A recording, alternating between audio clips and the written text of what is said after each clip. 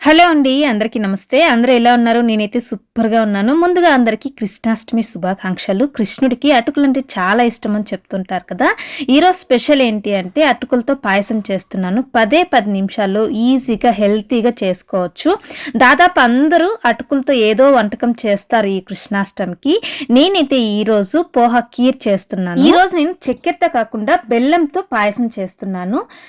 బెల్లంని పొడి చేసుకుంటున్నాను. నేనిక్కడ ఒక కప్పు పొడి చేసిన బెల్లం తీసుకున్నాను.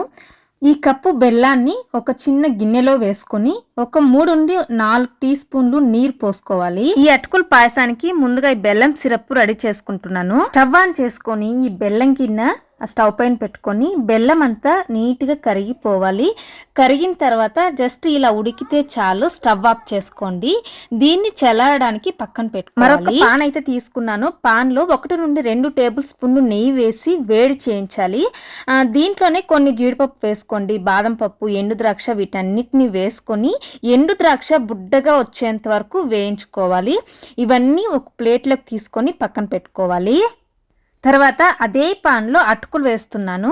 1 కప్పు అటుకులు తీసుకున్నాను. 1 కప్పు అటుకులకి 1 కప్పు బెల్లం సరిపోతుంది. మీరు తీపి తక్కువగా తినే వాళ్ళైతే 3/4 కప్పు బెల్లం తీసుకుంటే సరిపోతుంది. మంచి వాసన వచ్చే వరకు తక్కువ మంట మీద వేయించుకోవాలి. ఈ అటుకుల్ని బంగారు గోధుమ రంగు వచ్చేంత వరకు బాగా వేయించి నెయ్యిలో ఒక ప్లేట్లోకి తీసి పెట్టుకోవాలి. తర్వాత అదే పాన్లో 2 కప్పులు పాలు తీసుకున్నాను. 1 కప్పు నీళ్ళు తీసుకున్నాను.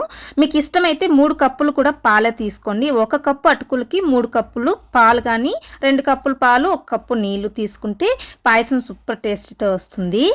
పాలు బాగా మరగాలి.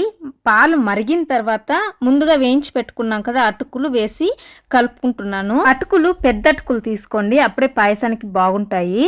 దీంట్లో నేను కొద్దిగా కుంకుమ పువ్వు యాడ్ చేస్తున్నాను. ఇది ఆప్షనల్ మాత్రమే, మీకు ఇష్టమైతే వేసుకోండి, లేకపోతే లేదు. ఈ కుంకుమ పువ్వు వల్ల పాయసం కొద్దిగా కలర్ చేంజ్ అవుతుంది, అందుకే యాడ్ చేస్తున్నాను. ఈ అటుకులు బాగా ఉడకాలి. నేను చూపిస్తాను కదా, ఇలా చేతితో పట్టుకొని చూస్తే బాగా ఉడికిపోయి ఉండాలి.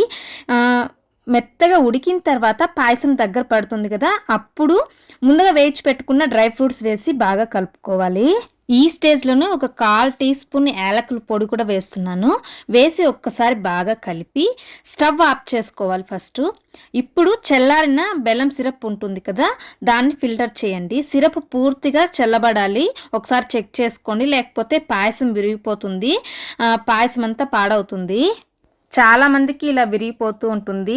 లాస్ట్ వరకు బాగా చేసిన తర్వాత ఈ బెల్లం యాడ్ చేయగానే పాలు విరిగిపోతాయి. అలా కాకుండా ఉండాలి అంటే బెల్లం సిరప్ అనేది బాగా చల్లారిన తర్వాత యాడ్ చేసుకోండి.